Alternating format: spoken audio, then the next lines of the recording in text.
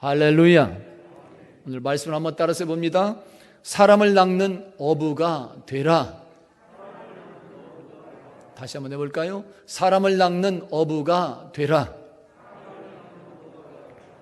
오늘 11절에서 우리에게 지금 말씀하고 있습니다. 시몬 베드로가 올라가서 그물을 육지에 끌어올리니 가득히 찬 물고기가 153마리라. 이같이 많으나 그물이 찢어지지 아니하였더라. 아멘. 그물에 가득히 걸려든 물고기, 그 물고기가 153마리였는데 그물이 찢어지지 않았다고 말씀하고 있습니다. 이것은 우리에게 바다에서 물고기 잡는 어부가 되라는 그런 말이 아닙니다.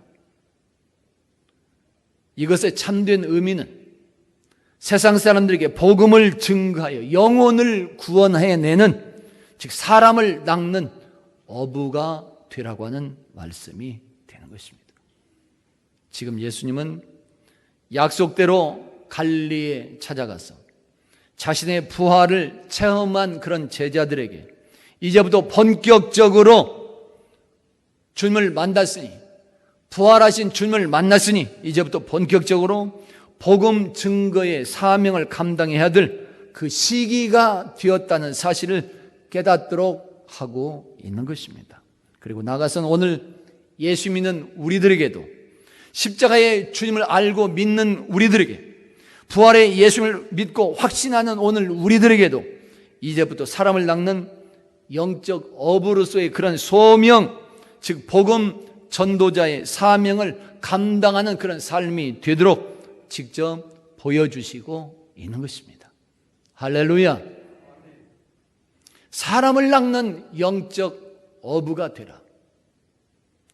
어떻게 하면 복음을 증거하는 영적 어부로서의 그 사명을 잘 감당해 나갈 수 있을까요?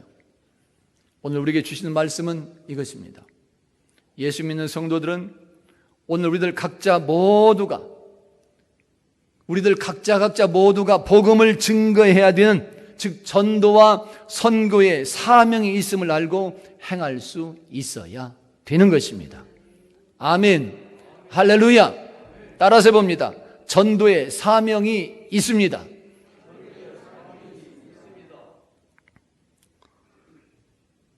소설가 정연희 씨의 글에 양화진이라고 하는 글이 하나 있습니다.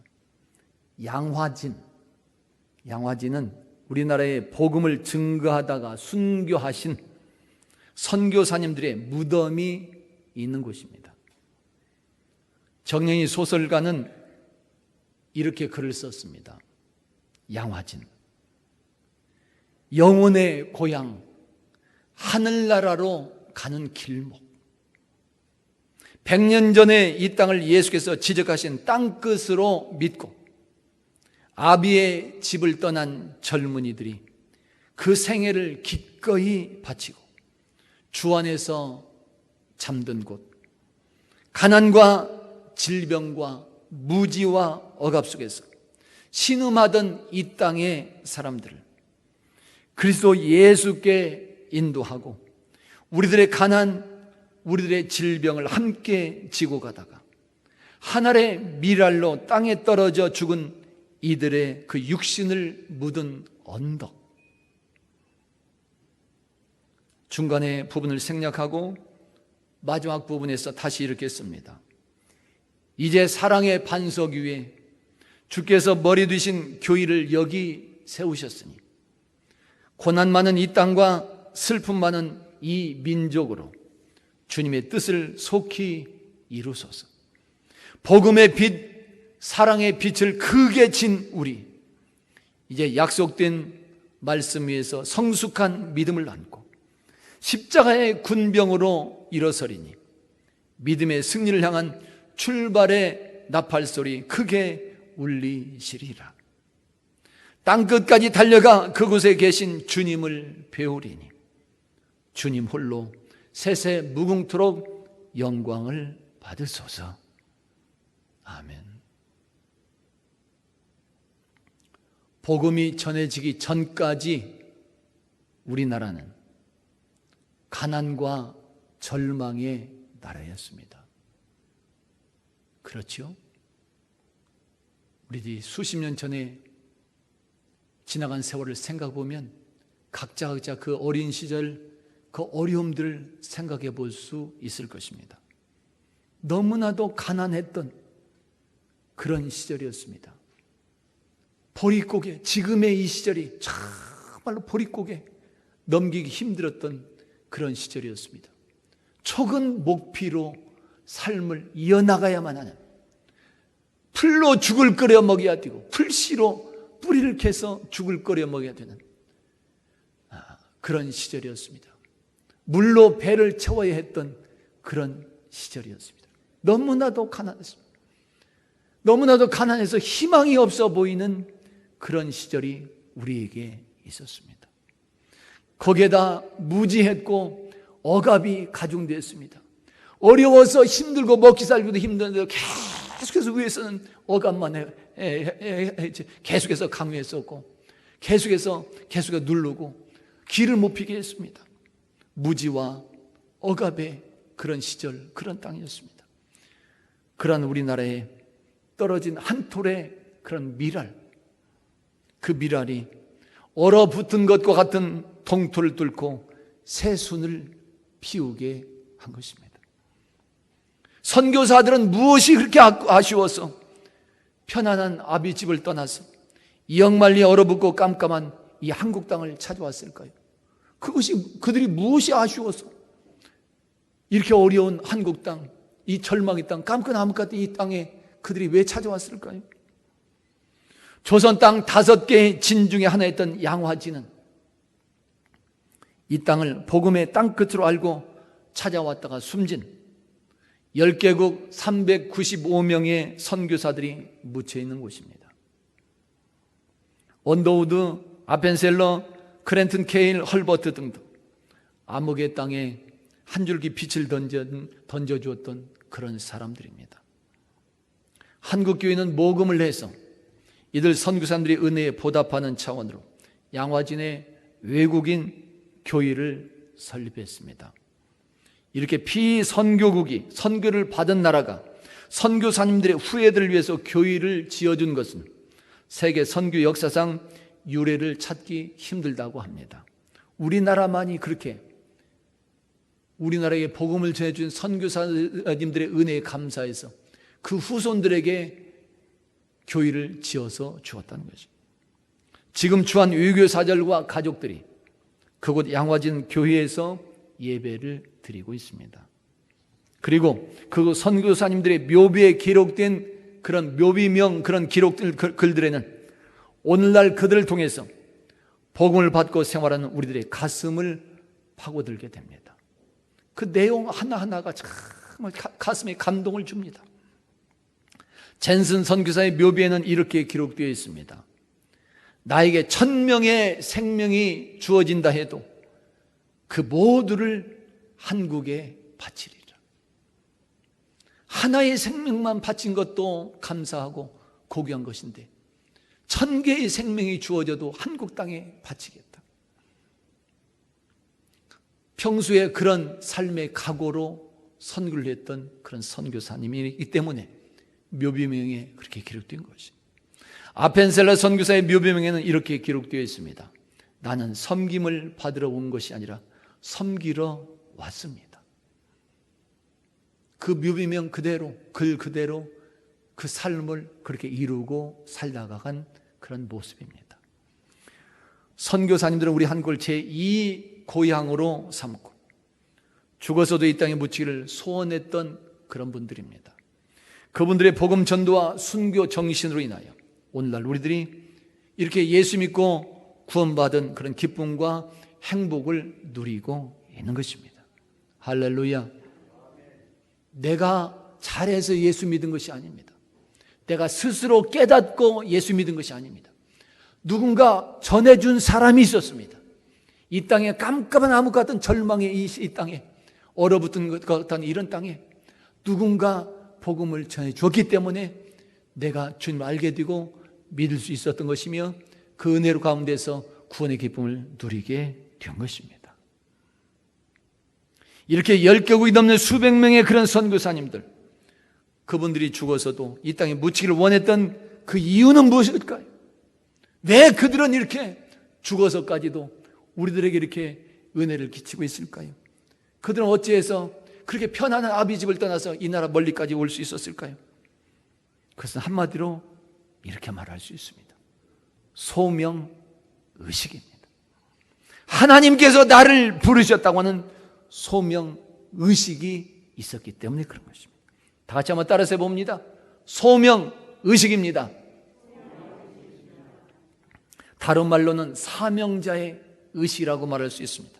소명과 사명, 이것을 꼭 분리할 필요 없이 같이 사용해도 좋은 말입니다.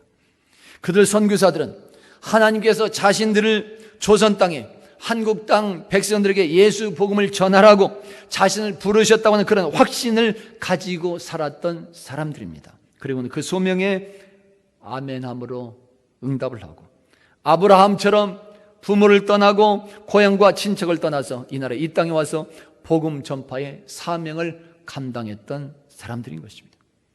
어려웠던 것들이 어찌 한두 가지였을까요? 모든 것이 다 힘들었을 겁니다. 음식이 달아서 힘들었고, 말이 달아서 힘들었을 겁니다. 생활 환경이 달랐기 때문에 힘들었을 것입니다. 생각하는 의식 자체가 달랐기 때문에 힘들었을 것입니다. 알 수 없는 풍토병 때문에 그들이 힘들 수밖에 없었던 것이고, 외로워서, 부모 형제를 떠나왔기 때문에 외로워서 힘들었을 것입니다.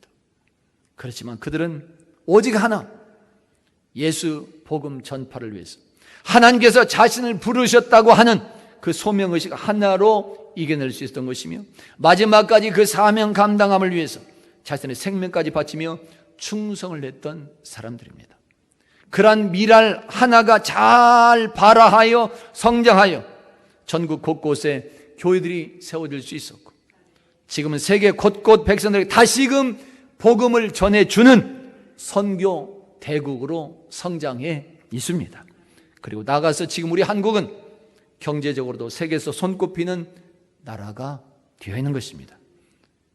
이러한 모든 것이 우리 주님의 축복이요 선물인 줄로 믿습니다. 한없는 주님의 사랑과 그 은혜가 있었기에 그렇게 소명의 의식에 충만한 선교사들을 선택하고 보내줄 수 있었던 것이고, 또한 그러한 미랄들이 잘 발아하여 오늘날의 기쁨과 승리가 있는 것입니다. 아멘, 할렐루야. 이러한 복음 전파의 사명이 이제는 오늘 우리들에게 주어졌습니다. 복음 증거와 선교의 사명은 몇 명의 선교사님들에게만 주어진 일이 아니라 오늘 예수 믿고 구원받는 우리들 모두에게 주어진 하나님의 소명이요 또한 사명이라고 말할 수 있는 것입니다. 오늘 이 말씀을 받을 수 있는 성도들은 받을 수 있기를 예수 이름으로 축원합니다. 예수는 마가복음 16장에서 우리에게 말씀합니다. 다 같이 한번 보십니까? 똑같이 시작. 또 이르시되 너희는 온 천하에 다니며 만민에게 복음을 전파하라. 아멘. 온 천하에 모든 만민에게 복음을 전파하라 말씀합니다. 마태복음 28장에서 우리에게 말씀합니다. 똑같이 보십니다. 시작. 예수께서 나와 말씀하여 이르시되 하늘과 땅의 모든 권세를 내게 주셨으니 그러므로 너희는 가서 모든 민족을 제자로 삼아 아버지와 아들과 성령의 이름으로 세례를 베풀고 내가 너에게 분부한 모든 것을 가르쳐 지키게 하라. 볼지어다 내가 세상 끝날까지 너희와 항상 함께 있으리라 하시니라. 아멘. 모든 민족에게 전하라. 그리고 가르치라. 지키게 만들어라. 그리고 내가 너희와 항상 함께 있을 것이다. 내가 너희와 이 세상 끝날까지 항상 함께 있을 것이니까 자신감을 가지고 확신을 가지고 담대하게 곳곳에 가서 주의 복음을 전하고 가르쳐라 말씀하고 있습니다. 우리는 왜 그렇게 예수의 복음을 전해야 되는 것일까요? 편안하게 예수 믿으면 안 되는 것일까요? 주일날 교회 와서 살짝 예배드리고 한 주간을 그냥 이렇게 살아가면 안 되는 것일까요? 종교 안에 나는 기독교라고 쓰며 그렇게 살고 조용히 살아가면 안 되는 것일까요? 나 혼자 예수 믿고 천국 가면 안 되는 것일까요? 왜 왜 우리는 그렇게 복음을 전한 그런 전도자로서의 그 사명감을 가지고 살아야 되는 것일까요? 몇 가지 정리하면 이렇습니다. 첫째로, 온 세상 만물이 하나님께 예배해야 되기 때문에 그런 것입니다. 따라서 해봅니다. 하나님께 예배할 수 있어야 합니다. 하나님께서 세상을 창조하신 목적 중에 하나는 찬양과 경배를 받기 위한 것입니다. 모든 만물이, 사람이 하나님께 찬양하며 영광 돌리기를 원하는 것이 하나님의 뜻입니다. 그것을 위해서 세상 창조가 이루어진 것입니다. 이사야 42장에서 우리에게 말씀합니다. 보십니다. 똑같이 시작. 나는 여호와이니 이는 내 이름이라. 나는 내 영광을 다른 자에게, 내 찬송을 우상에게 주지 아니하리라. 아멘. 우상에게 영광 주는 것, 찬송이 되는 것 하나님은 원하지 않습니다. 그래서 계속해서 우상 숭배를 금하게 하는 것이고, 오직 여호와 하나님께만 찬양하고 경배하도록 자꾸만 계속해서 강조하면서 말씀하는 것입니다. 그 목적을 가지고 처음부터 세상 만물을 창조하신 하나님이십니다. 이사야 43장에서도 말씀합니다. 똑같이 보십니다. 시작. 내 이름으로 불려지는 모든 자, 곧 내가 내 영광을 위하여 창조한 자를 오게 하라. 그를 내가 지었고 그를 내가 만들었느니라. 아멘.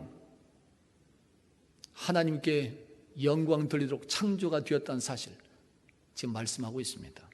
그런데 지금 온 세상은 우상 숭배로 가득 차 있습니다. 하나님을 예배하지 않고 있는 것입니다. 창조한 그 목적에서 지금 떠나 있는 것입니다. 따라서 교회와 성도들이 온 세상 모든 족속들에게 복음을 증거하는 그런 일은 우상 숭배로 가득 찬 이 세상에서 우리에게 향하신 하나님의 은혜로우신 뜻이라고 말할 수 있는 것입니다. 하나님께서 전도와 선교를 통해서 사람들을 우상으로부터 돌이키시고 오직 그분만을 경배하도록 하기 위한 목적이 있는 것입니다.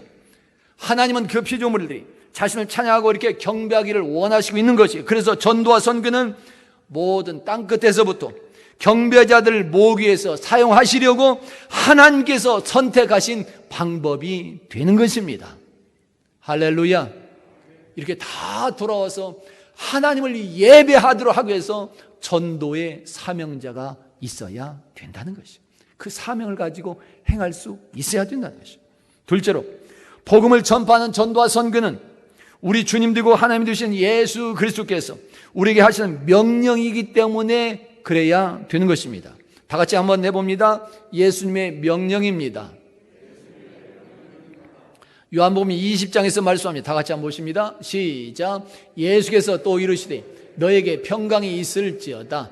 아버지께서 나를 보내신 것 같이 나도 너희를 보내노라. 아멘. 사도행전 1장에서 말씀하십니다. 보십니다. 시작.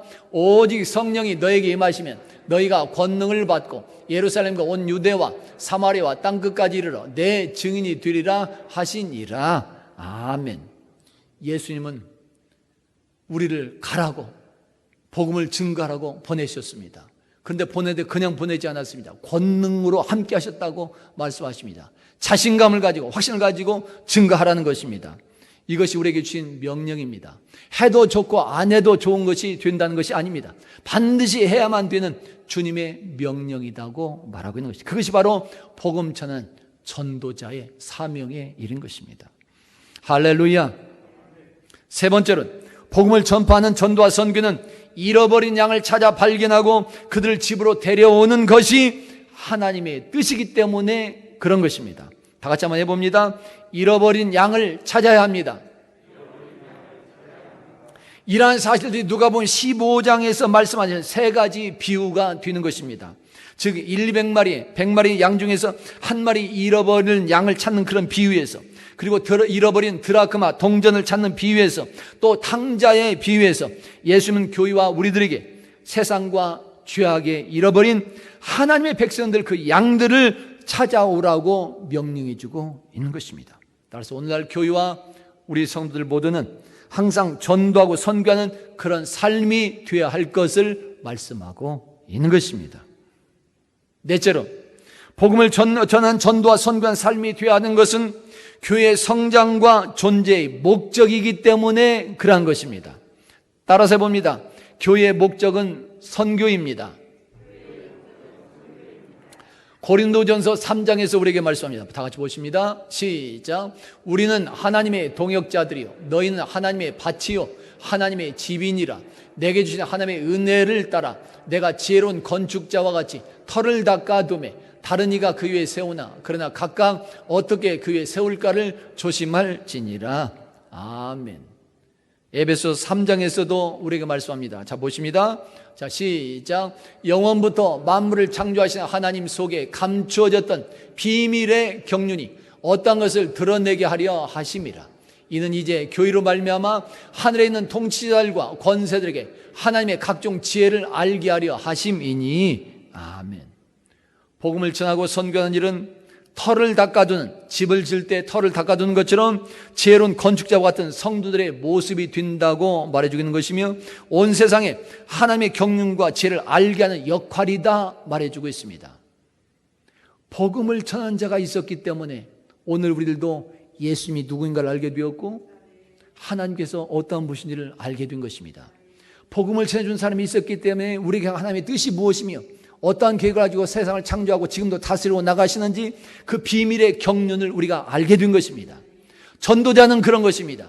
복음을 전하는 자는 바로 이런 역할을 감당하게 되는 것입니다. 교회라고 하는 것은 선교의 원동력이 되며 힘이 되면서 또한 선교의 열매라고도 말할 수 있습니다. 교회를 통해서 하나님은 온 우주 만물에 하나님의 지혜와 영광을 드러내시게 되는 것입니다. 모든 교회의 중심에는 이러한 복음 전도와 선교의 부름이 자리 잡고 있는 것입니다. 이렇게 오늘날 모든 교회는 자신의 죄로 인해 죽어가는 그런 사람들, 즉 잃어버린 양들, 그 사람들을 구원해내는 하나님의 특별한 도구가 되어야 한다는 사실을 말해주고 있는 것입니다. 이것이 교회가 세워진 본질 중에 본질이다 말하고 있는 것입니다. 교회가 이러한 복음 전도의 본질을 그렇게 회복하게 될 때 교회가 왜 세워져 있는가, 왜 존재하고 있는가, 그 이유를 알고 그 뜻을 회복하게 될 때 교회는 부흥하는 축복도 함께 누리게 되는 것입니다. 전도하지 않으면, 복음을 전하지 않으면 교회의 부흥도 없는 것입니다. 그래서 신학자 브룬너는 이렇게 권면하고 있습니다. 전도하지 않는 교회는 죽은 교회다. 살아 움직이는 교회는 전도하는 교회다 말해줍니다.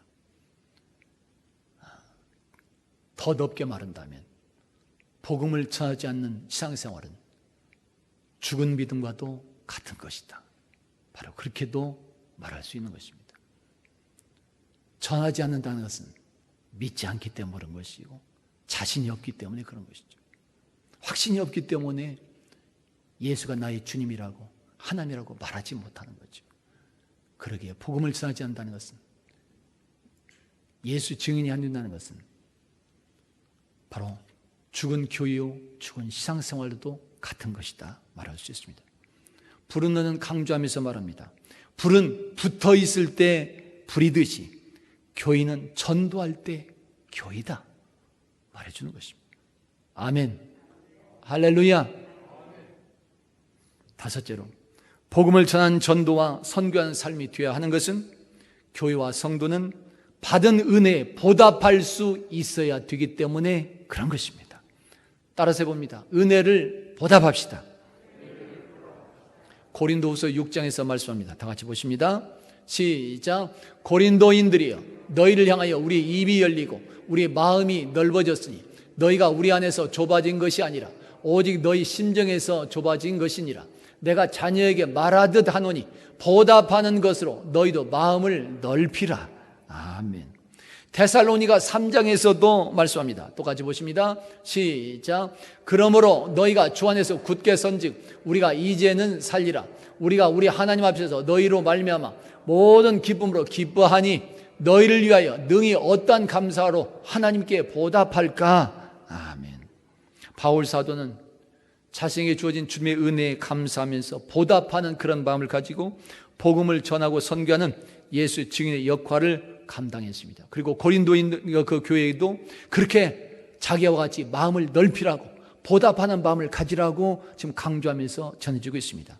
그렇다면 오늘 우리는 무엇으로, 바울 사도는 이렇게 했는데, 고린도인들에도 그렇게 강조했는데, 그렇다면 오늘 우리는 무엇으로 하나님의 사랑과 은혜에 감사해야 되는 것일까요? 무엇으로 그 은혜에 보답하는 그런 신앙생활을 해야 되는 것일까요? 그 중에 하나는 복음을 받고 믿음으로 내가 구원받는 행복을 내가 누렸으니 이제는 다시금 그 복음을 전해주는 일이 되어야 하는 것입니다. 아멘. 할렐루야. 내가 받았으니 다시 주는 것이, 생명 살림을 받았으니 이젠 생명 살림의 역할로 감당하는 모습이 보여져야 되는 것입니다. 예수님은 오늘도 우리에게 이런 사명 의식을 가지라고 요한복음 21장에서 말씀하고 있습니다. 1절입니다. 똑같이 시작. 그 후에 예수께서 디베랴 호수에서 또 제자들에게 자기를 나타내셨으니 나타내신 일은 이러하니라. 아멘. 부활하신 예수님이 오늘 제자들에게 오신 것은 고기를 많이 잡으라고 오신 것이 아닙니다. 고기를 많이 잡고 부자 되라고 오신 것이 아니었습니다. 처음 제자들을 부르실 때 예수님은 제자들에게 약속하신 것이 있었습니다. 처음 제자들을 부를 때 주님은 제자들에게 내가 너희를 부자 되게 만들겠다 말하지 않았습니다. 고기 잡는 어부들에게 다가가서 이제는 이런 고기 잡는 것이 아니라 사람을 낚는 어부가 되게 할 것이다. 제자들에게 처음 만나서 부르실 때 약속하셨습니다. 그때 그 약속하신 것처럼 사람을 낚는 영적 어부로서의 그런 역할, 즉 제자들에게 복음 전파의 사명을 일깨워 주시기 위해서 부활하신 다음에 갈릴리 바다에 오신 것입니다.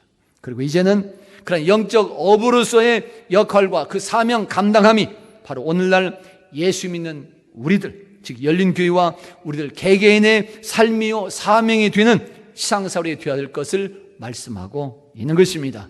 할렐루야. 성도 여러분, 우리들은 고난 중에도 새로운 성전을 건축해서 입당했습니다. 그리고 지금 이렇게 예배를 드리고 있습니다.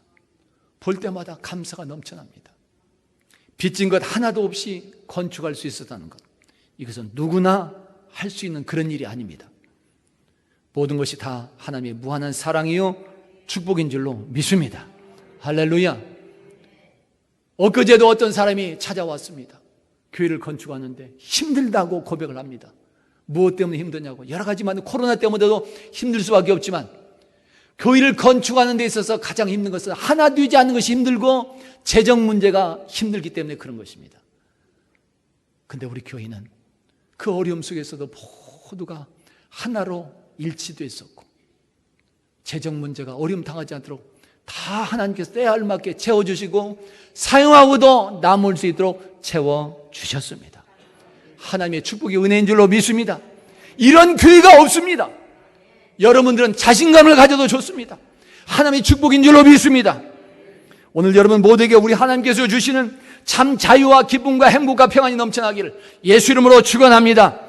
혹시라도 그동안의 성전 문제 때문에 아픔이 있었다면 이제는 주님 안에서 모두 다 위로받으시고 완전하게 치유받는 축복이 임하기를 예수 이름으로 축원합니다.